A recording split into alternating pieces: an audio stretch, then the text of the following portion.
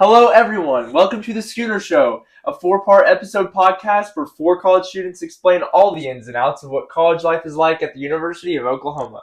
You can follow The Schooner Show on Apple Podcasts, Spotify, Instagram, TikTok, and YouTube, or anywhere you listen to podcasts.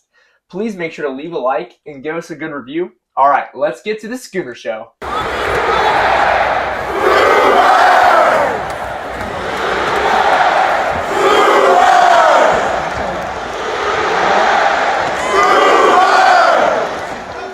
Check out Simple Modern. Simple Modern exists to give generously.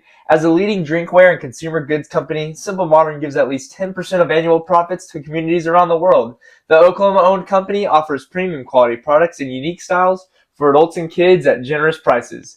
Go check out their quality products at simplemodern.com. Simple Modern, good everywhere. And attention college or high school seniors. Graduation is approaching quickly and senior pictures are a must. Brittany Stover Photography offers high-class senior photos for any season. Check out her work on Instagram at Brittany Stover Photography and book a session today. Okay, it is football season in Oklahoma, and Blush Boutique has all your game day fashion needs to keep you stylish and ready for Oklahoma game days. Grab your game day outfit today from Blush Boutique and be prepared for all your apparel needs. All right, and this is our final episode. We have a special guest on the podcast later today, and so we're just going to go straight into it. But first, before we get to anything, my name is London Stover. I'm Adeline Sewell. I'm Orion Buckner. I'm Matthew Troutman.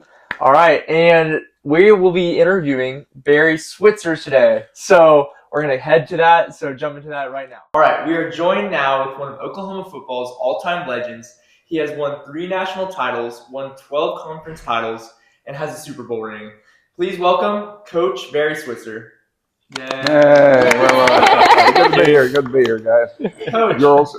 how are you doing? I'm good. Doing good. Doing good? An old man. Not bad. Yeah.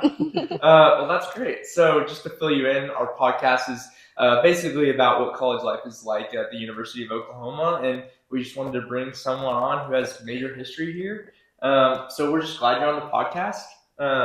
But yeah, so you've been out of coaching for a while now, and I was just wondering, like, what have you been up to recently that people may not know about?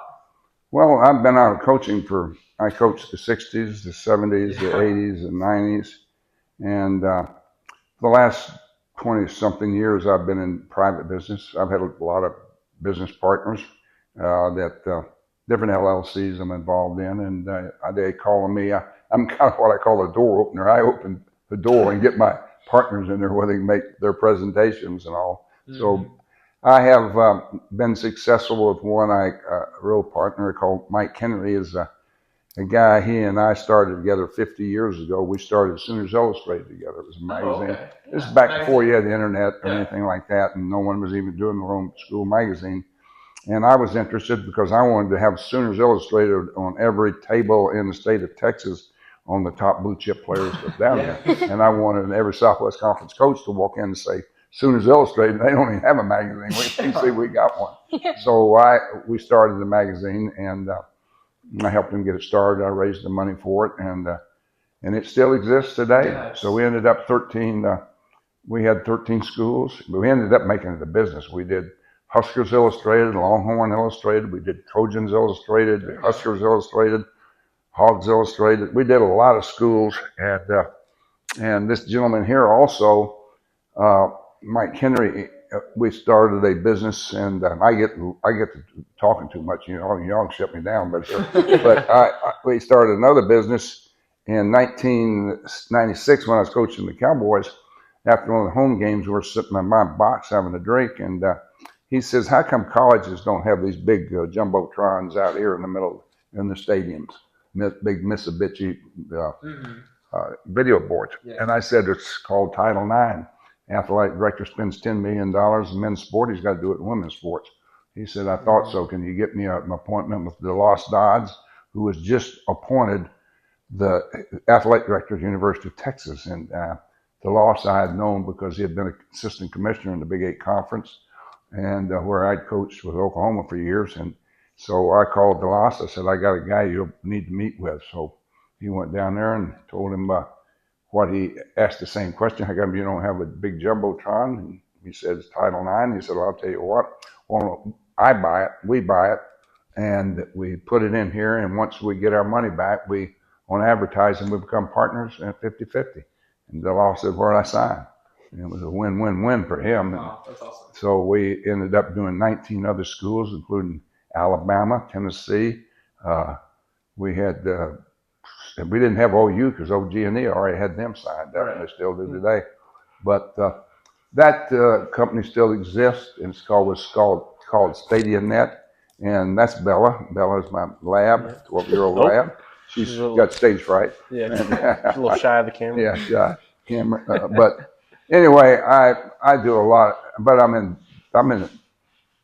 farming. I do. That's cool. It's not traditional farming. It's hydroponic farming, and it's the future of farming, where you can have a facility where it's 70. Well, it's July and August every day of the year in there, and you can grow 7 or 8 or 9 crops depending on what produce or what you're trying to grow. And a farmer puts in 100 acres of corn out here. He's got to hope it rains, gets the right weathered and all, and to get one crop. And we can really produce a lot of crops because of this type of farming.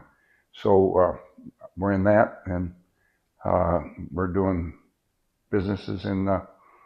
We're actually out of state. We're in Bogota, Colombia. We have farms.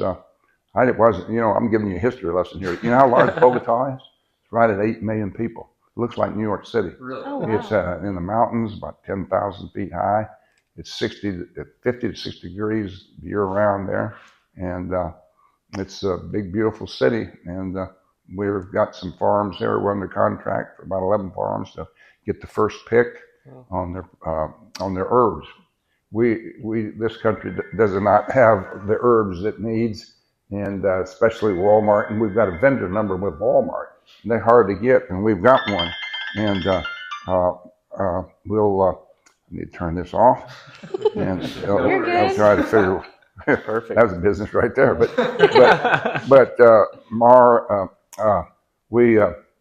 we're a lot of different things. But it's just that keeps me busy, and I've got the experts, and the people know how to build these things and run them and hire the people and all the logistics of it. And I'm just a guy that tags along with them. That's awesome. A partner with them. Yeah. That's good. So I stay busy. Yeah, I bet. Yeah. So I appreciate you for telling that. I was just going to ask, when you were a coach, what was OU campus / college life like back then? What was it like compared to now? Well, that's a question I answer kind of often, because I see it, and I see it how it's changed so much. The game has changed from when I used to recruit. NCAA didn't have control of Oklahoma or Texas, we weren't supervised by them. Each conference had its own legislation, had its own rules, own scholarship offering. They determined their own what they did within their league. OU, we had 90 scholarships over a 2-year period. We could give 45 or 50 a year scholarships, and we always did that. Then in 1972, the NCAA took control, and we all went under their umbrella and went to a 30 scholarship limit, made freshmen eligible again, and we allowed still redshirt kids, but we could only take 30 a year, which is a good number. Most people still state are able to do well with that. The one thing that's really changed is kids back then, when we recruited them, mothers and fathers, if there was a father in the home, they wanted them to get an education. Right. And they came here they knew they were going to be here 4 or 5 years.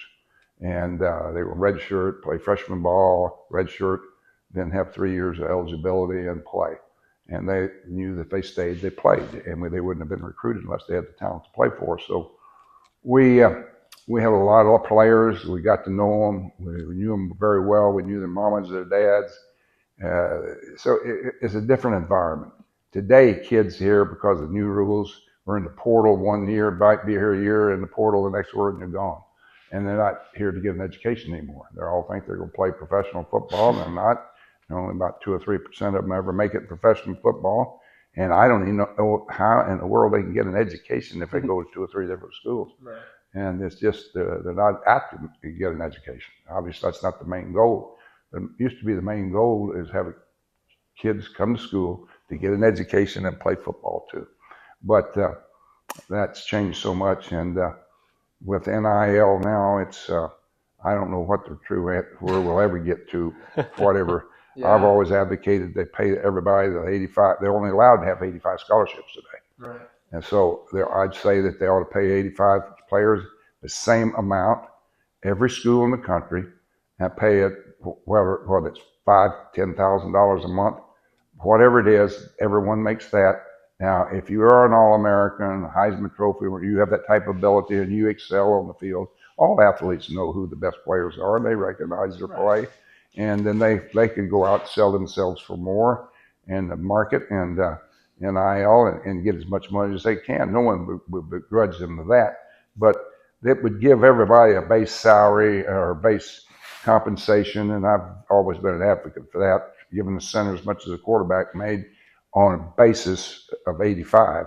Then once they've proven themselves, they all can go sell to whomever they want, and no one would begrudge them to doing that. For sure. It's kind of interesting, like you see all these guys like that transfer after like a couple of years and then like go to different schools and stuff. You don't really see like guys staying for like that 5 years as much, like your Danny Stutzman or even Baker, and I feel like, I don't know if it's ruining the sport, but I mean, I feel like it's just not as special as it used Well, it is now just the beginning of the NIL, so we're going to find out how special it gets, because it's just now beginning. When Baker was here, Baker transferred here, and I think he had the red shirt, didn't he? Yeah. And that was back when you transferred. You had to sit out a year and become eligible. That happened a lot back then too. But now you can go immediately be eligible to play and be in the portal and bounce around and play 5 or 6 different schools. Yeah, it's just like wherever you get the most money, I guess. It's kind of like, it's just like free agency. It's kind of what it feels like a little bit, like you're in the NFL. Right. It's unfortunate. Mm-hmm. Yeah. It's almost like too. I mean, it as someone who is an athlete, and obviously it's interesting to see the differences between how they handle it in golf and versus football. Mm-hmm. So like right now for golf, you can transfer once within D1 and you don't sit out any years. But as soon as you do hit that second transfer, then you have to sit out a year. But within football, from what I understand, there's no regulations like that. I didn't think there was. I haven't heard of one. I'm pretty sure you can. And then now, I don't know, kind of leading into a little bit of the next question. Have you heard about the roster cap limits for the teams and kind of how that's going to look? No, the cap limits on the roster, right? They only have a total of 85 right now. Mm-hmm. Yeah. And I don't see how they can cut it any more than that. Yeah. I'm trying to remember what the number was for football. I am not completely sure, but for example, with like golf, they're cutting the SEC, because there's still court cases going on right now. But SEC is not waiting for that, and they're going to go ahead and go forth with it. So with golf specifically, they're cutting it to 8 people. When we've got a bigger team, we've got 13. So like for our program, there's supposed to be 3 guys leaving, 3 guys coming in. So we're still going to have 13. So they're going to have to figure out, like, we're going to have to dump 5 guys. And you kind of got to figure out what's going to happen. And for us, it's just another byproduct that opened up when NIL came. I'm not familiar with that in football, but I don't know how you get lower. You have to have practice. Yeah. People to practice against, and professional football, we'd always have 80 to start preseason. Then we'd always have to cut to a total of 53 travel squad, and then we'd always have 6 or 8 that were on the roster for practice purposes and allowed to pay a salary, a nice salary. They made a nice salary for being on the practice squad, but they only allowed 53 on the travel squad, and they were paid differently than they negotiated their own contracts, and obviously, did well with that. But I don't know what will happen in college football. None of us know. No. Yeah, Right. it's definitely a wild card because Oh. like it all went down in like 2020, 21, and then coming into even last year was changing. You go back home for the summer, and then we came back home, and originally the university couldn't help with any NIL transactions at all, and then suddenly they can help pretty heavily in the aid. Just how it's changing from month to month. It's Yeah. a pretty interesting time to be in college and involved with college athletics. Right. Even just being a fan. Yeah. Yeah, it also like affects walk-ons. Have you all like heard about that? Yeah. Like, what do you think about? I heard they were like saying that they might like do away with walk-ons. Like, do you know anything about that? No, I don't. They have. I think they allow 5 preferred walk-ons. Okay.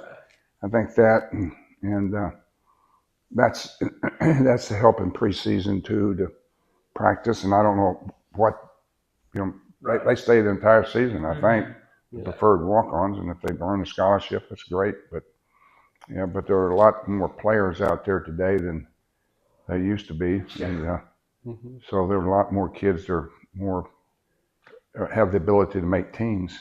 Back we were taking, I'd have 200 or more dressed out, and we'd have to have red shirts, white shirts, then we'd have orange and blue and black and all different, because your numbers can only go up to 99. Yeah. You wouldn't go to 3 digits, so we would have to have, we'd call them by the orange team, the blue team, the red and white were obviously the top 2 teams. Yes, sir.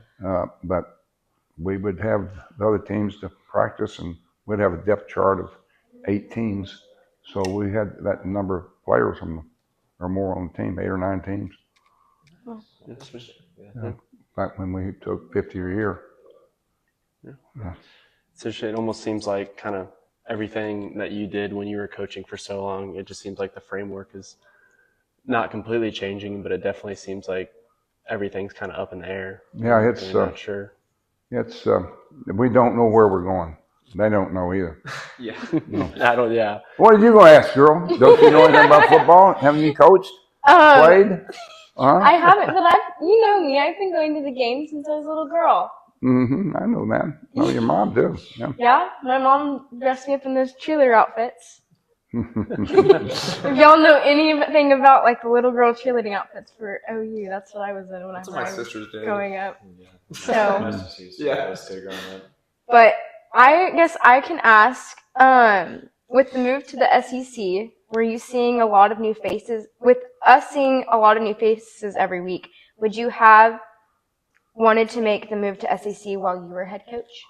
No, I tell you what, we were at that point in time, Oklahoma, Nebraska, and Miami are the top 3 teams in the country.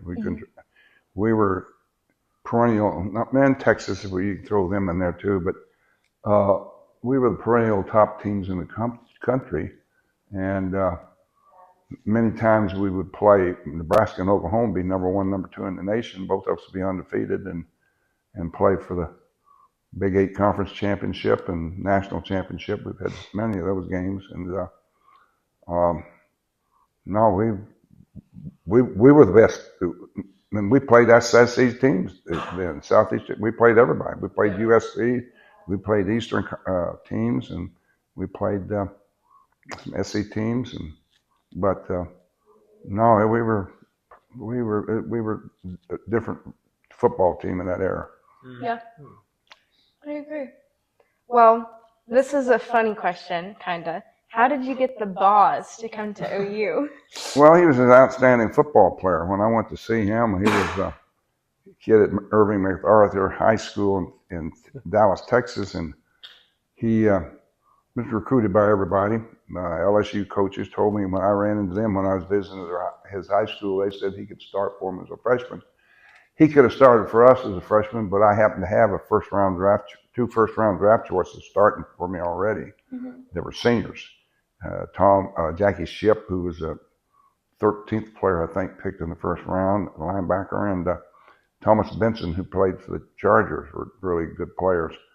And I didn't want to waste a year of eligibility, and so I talked him into redshirting along with 4 other linebackers. Bosworth was a first-round pick. Dante Jones from Skyline High School was a first-rounder. I had red shirt in that class. We had Daryl Reed, started 4 years for me, all Big 8, 4 years in a row. Troy Johnson, outstanding player. These are all Texas kids. And then I had Daryl Reed from Richardson, Texas, another fifth.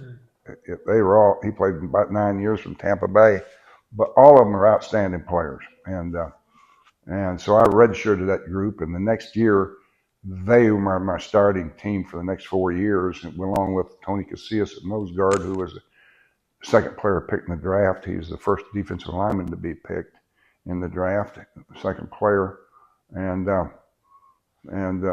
my tackles were good and talented, and so we were really a good defensive team with Boz and the other guys, and so we depth we had, and our offense was really good. We were good on offense, and we played for a couple of national championships and won one of them. That group, yeah, in the '80s. Impressive team. Nice. You did a lot during your time at OU. Yeah, for sure. But I had good players, good coaches, good players made it all happen, and we just we're very fortunate to come in the right time, the right place. So kind of going off of the Boz, you coached a lot of fantastic players in your time as the head coach at OU. Who were some of your favorites and why? Well, Keith Jackson was a first-round pick. And let me tell you something go back to Boz. Boz and Keith Jackson were both outstanding athletes, but they were outstanding students too. Both graduated in 3.5 years. They both were 3.5 students. Keith Jackson was NCAA Scholarship Athlete of the Year. He played a cello. He was very musically inclined. I've never known anybody play a cello, but he was a great player. He was NFL Rookie of the Year in Pittsburgh. Philadelphia.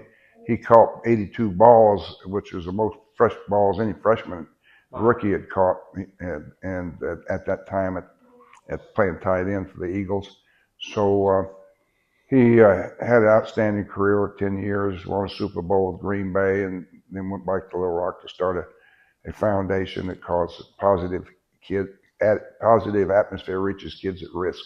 And it was a foundation to help kids that wanted to get an education that were denied it because of certain things at home or family life. He didn't want any athletes. He wanted just kids that really hungered for an education, and he got all the colleges in the state, 17 of them, including the University of Arkansas, to give him scholarships, and they all give him scholarships. He's been doing this for 30 years, and he's graduated so many kids that have gone on to be doctors, lawyers, and all that probably wouldn't ever had a chance to be if he hadn't gone back and started this program. That after school, they'd get on a Yellow Dog school bus and would drop these kids off at a facility at Walmart, and Tyson and all these people contributed to. They built a beautiful facility, but it was for academics first, and then once they spent 2 hours in academics to raise their grade level up, and they had retired teachers and that helping out, and then they didn't close till 10 o'clock at night, so mothers that were working second jobs or whatever could come pick up their kids, and they all had police officers there, so they had protection. They had everything working for them, and community, and he has done extremely well with that. He's Arkansas Man of the Year twice in the state of Arkansas. No one else has ever done that. And but Boz was also a great student, and graduated in 3.5 years, and very smart, articulate, good speaker. But sells Dr. Pepper today. Yeah, it's funny. It's funny. I didn't grow up in OU football, and I'm getting acclimated, and this is my 3rd year here now. But whenever I talk to my dad, whenever the Boz gets brought up, his favorite commercials are those Dr. Pepper commercials. Oh, yeah. So he'll say, Mansville. Yeah, he'll say something because I think he saw him at one of the games. I think it was the Tennessee game. He was doing some promotional stuff for it, and he saw him pop up, and he's like, he was trying to give me a lesson. It's like, oh, it's the boss. He's the guy in Dr. Pepper, and then he was an incredible OU linebacker. So Yeah, he's a great player. You go look at his highlights on YouTube, and he had the greatest knack, great speed and quickness. He had the ability to rush, blitz, and he'd be in the backfield and destroying everything before. Yes, sir. I mean, it was just so amazing, his quickness and all. He was a force on the field defensively. Yeah. I'll never forget the 30 for 30 that ESPN did, kind of with him and his time at OU. I remember watching it when I was really young, and then I watched it again when I got here, and just to see the intensity that he played with and kind of everything to go. He would have been a Butkus Award winner 3 years in a row if he had come back. He won it twice, and would have won it 3 times if he hadn't kicked his ass off the team. But anyway, what else you want to know, guys? Well, what is your favorite recruiting story that you can tell us? My favorite recruiting story? I have a lot of them, girl. I mean, just you recruit as long as I did, and as many players, and traveled as much as I did. There's so many of them.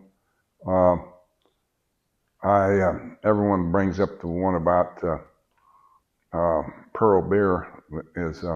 I was recruiting a kid out of Killeen, Texas, and the high school coach told me, when you go into his home as an old dad, when you meet the dad, he's going to be sitting in a big easy chair. He weighs about 350, and he's probably offer you a beer.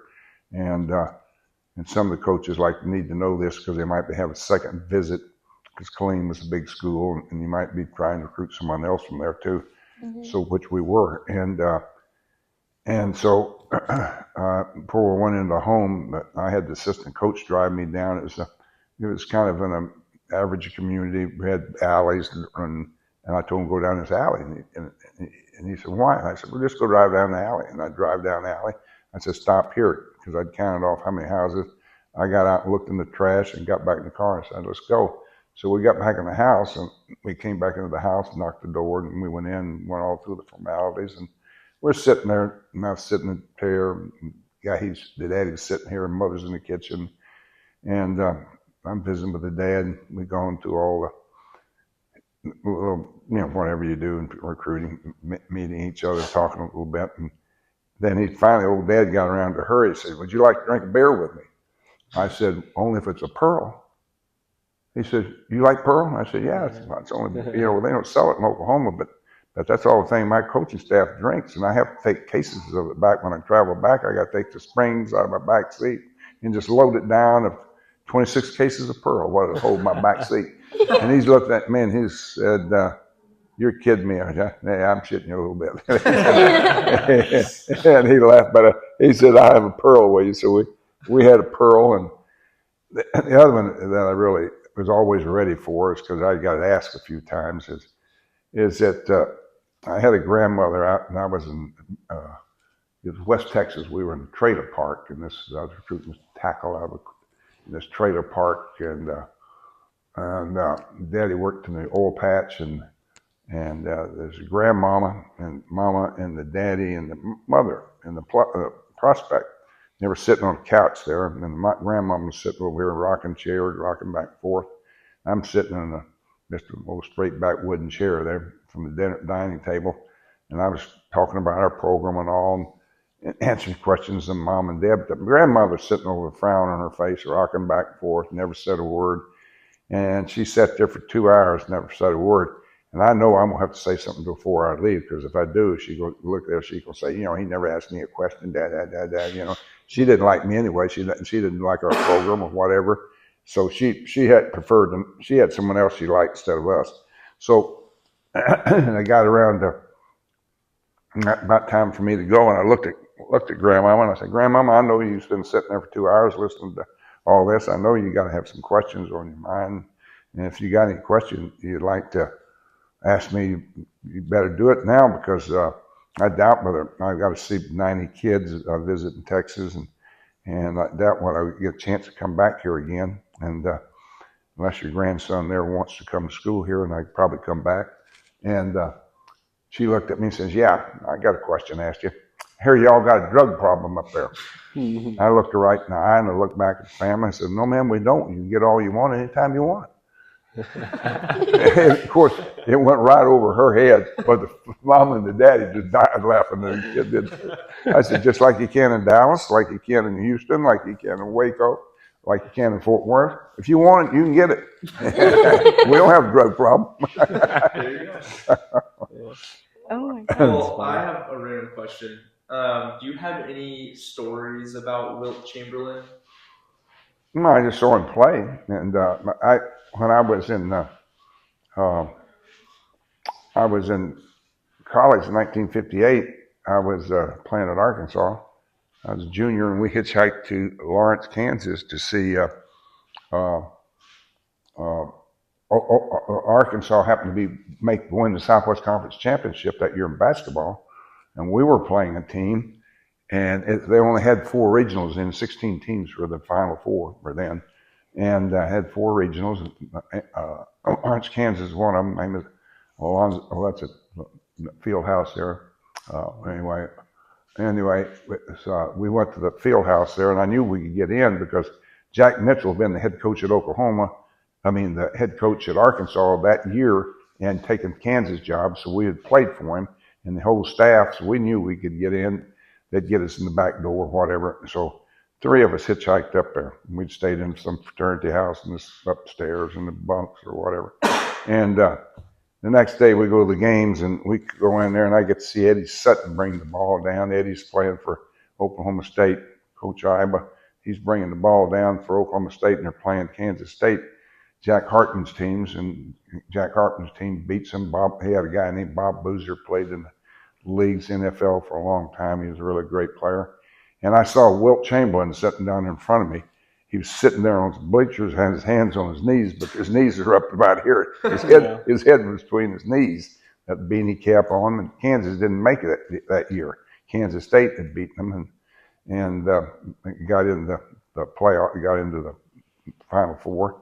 And I got to see Eddie Sutton bring the ball down, get beat. Now I got to see Arkansas come out and play this team. And with 3 minutes to go in the game, Arkansas had 54 points, and Oscar Robertson had 56. And he had outscored our entire team. He's a sophomore at Cincinnati then. He's a sophomore at Cincinnati. He didn't play as a freshman. And that's the first time I'd seen a guy have a 40-inch vertical jump. And, then I knew why vertical jumps were so important, because our guys had about 20-inch. They'd go up and they'd come back down. He'd still be elevating. He'd shoot that slow rotation ball, and just bottom of the net would just quiver. He'd bring the ball down, pass it off. But he was truly one of the great basketball players of all time, Oscar Robertson. But it was...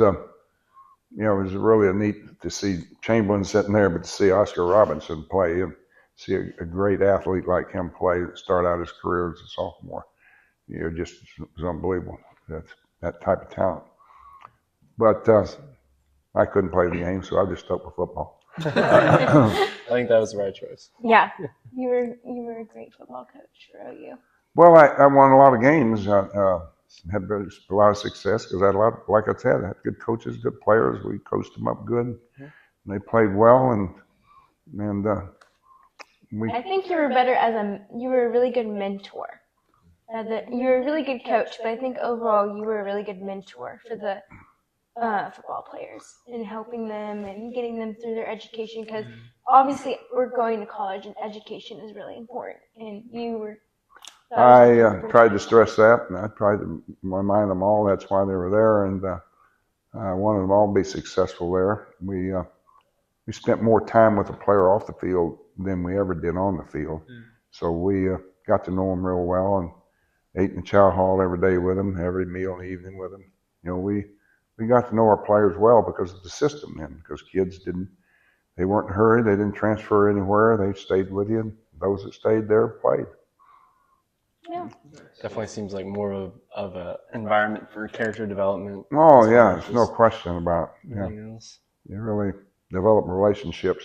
That's why I have so many great kids that I have great relationships with today, because of the fact that we had that type of atmosphere and system working for us and relationship. We will be with them for a long time. Yes, sir. That's awesome. Well, we appreciate you.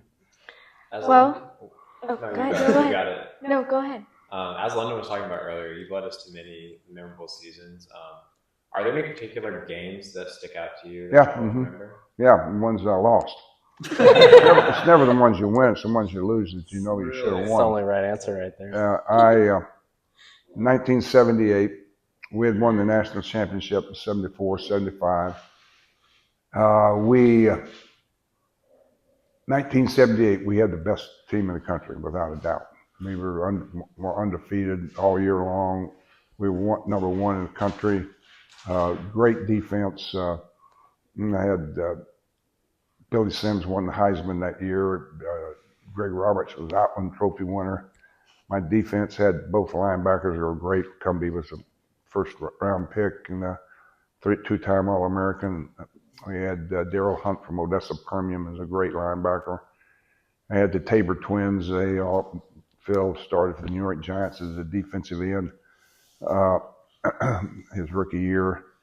Just had a lot of good players, and offensively we were really good. We had Billy Sims, David Overstreet. He was the 10th player picked in the first round. I had the Kitty King. He was the first round 20th pick. Something. He was a first round pick. Played in the league about 10 years. Of course, Billy's the first overall pick in the league and Heisman Trophy winner. So I had Thomas Lott's my quarterback. They're all from Texas. They're all great players, blue chip players. And we went up there and fumbled 9 times and lost 6 of them to Nebraska, and they only won 17-14. If they'd done that for us, we would probably have half 100 on them up there. But we lost that game because we beat ourselves, and that we knew that the team we were going to have to help the team beat us because we were that good. So we get to replay. We get to rematch with them, and we go play them again in the Orange Bowl. We had them 31-10 in the fourth quarter. We didn't lose a fumble that night. And if we had done that the first game, we would have been national champions and we'd beaten anybody we played in the Orange Bowl, and we'd had another one.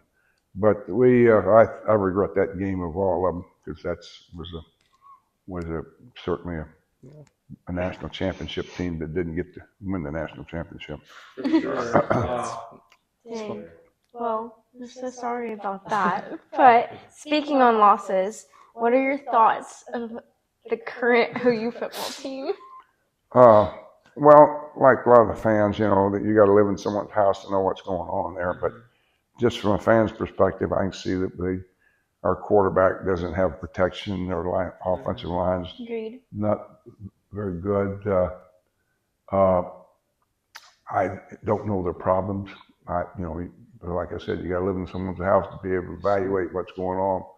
And quarterback's very inexperienced. All the receivers are out. They say our top 5 receivers are out. That's like your biggest problem. And then we don't have a great running back or a difference maker there, and that's hard for Oklahoma not to have someone like that, because we usually do, but we don't. That kid that played the other day plays hard, and he's a tough guy, and he's a try-hard guy, makes some good things happen. But we're not nearly there yet, and I don't know what's going to happen in the future here, recruitment. Southeastern Conference is hard to recruit against because they have the bigger, stronger players. They have the diversity down there is different. You look at the diversity in Oklahoma, we have about 6% minority diversity here. Kansas has 0, Nebraska about 2, and Mississippi about 60-40, Louisiana about 65-35, all Georgia across there, all the South. It's just the numbers are huge, and the great big giant linemen, 6'6", 375. They got guys like that can run. And if you ever look at the draft, the first, second, third rounds of the draft, all of them are Southeast Conference linemen. They're big offensive, defensive players picked, and so they've got the depth and size, and we don't have that here. Now, back when I was coaching Texas, we we kind of dominated. Oklahoma dominated Texas. Not everybody was recruiting Texas in. It was just Southwest Conference and Oklahoma and a couple other schools tried to come in there, but they didn't have a chance. But and we were winning, and I was recruiting the best players at all positions. I was playing a black quarterback for the Southwest Conference or the Southeastern Conference, even recruited a black player. And that gave me a jump up by having that philosophy to recruit the best players at all positions. And we did that, and we had a reputation for doing that, so that helped us tremendously. And we really got a jump start on people, and we dominated the 70s, won more games than anybody in the 70s, and we won 9 straight Big 8 conference championships during that period of time. And so we were really good. And then in the 80s, I had a good run too. When I got that good group, I redshirted, and Keith Jackson, all those guys, Ricky Dixon, all those really good players. Yes, sir. Well, kind of going away from football and everything, what would be good advice that you would give to incoming freshmen at the University of Oklahoma? I would say get a smile on your face, stick your hand out, and meet everybody you could, and introduce yourself. Take the initiative too. The most important thing I think that these players won't have today that my players had is networking. We knew the seniors when they were freshmen. The freshmen knew the freshmen. 8 classes of people, and who you know in life is really determines, networking is so important to get in business, and you only find that out once you're out of school, is those relationships that you had along the way. And I tell young men that we all define ourselves by how we interact with other people, and people. First impressions are formed by how you conduct yourself and introduce yourself to someone. And you can be arrogant, you can be aloof, you can do all that, you can do all those negative things we can think of, or you can just simply be nice. And nice is the best thing because that gives you, it doesn't cost you anything, and the rewards are tremendous. And because it'll come back to you. It might not be that week, that month, that year, but it's going to come back to you. It has to me before. People remind me of things I've done years ago that they appreciated so much that do return to you. And so we all define ourselves by how we conduct ourselves in the presence of others. And I try to make them understand that how important that is.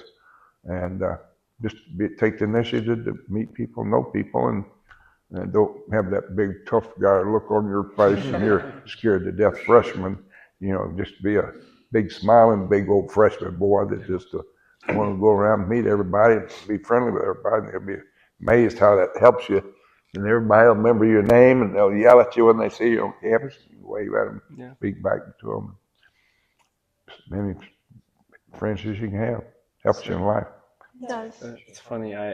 Freshman year, I remember in dorming, you see these football players, right, like these linemen that come in, and you're like, oh my gosh, how is this guy a freshman? And I remember Jacob Sexton, I had a class with him, and we would kind of walk around the same time. And I remember walking to class with him one time, and I struck conversation with him. And he was a big dude, but he was like a teddy bear. Yeah. He obviously not on the field, not quite like a teddy bear, but when talking to him, like, I'm never going to forget him and that interaction and what he's like because of how nice he was and interactive. He gave you a different impression of him when you look at someone and you say, well, he's going to be this way until you get to know him. Then you realize he's not that way. Yeah. He's no different than you are. He's an 18-year-old kid, scared to death when he comes to school. That's Roxy. She's a Belgian Malinois. She's crazy. It's a dog. Crazy dog. Oh, yeah. But it's a good environment in here. Yes. But Keep trying your toes. Yeah. Yeah. Well, Coach, you got all the questions? Yes, sir. Well, we appreciate you. Yeah, you're welcome. Thank you so much for hopping on the podcast. Yeah. Thank you so much for the Well, good. Hope you all get a good grade. Me too. Yeah. Well, guys, please thank you and comment below for having Coach Switzer on. We really appreciate you doing this for us, and we will get back to the Schooner Show. See y'all. Yep. The Thank you. Schooner Show. Also, thank you so much again, Barry Switzer, for letting us interview and giving some of our incoming freshmen and our other audience some ins and outs of OU and what it's like being here at the University of Oklahoma. But yeah, we want to give a special thanks to you. Comment below if you really liked the interview, and please don't forget to like, follow, and subscribe to our YouTube channel. Our social medias are Schooner_show.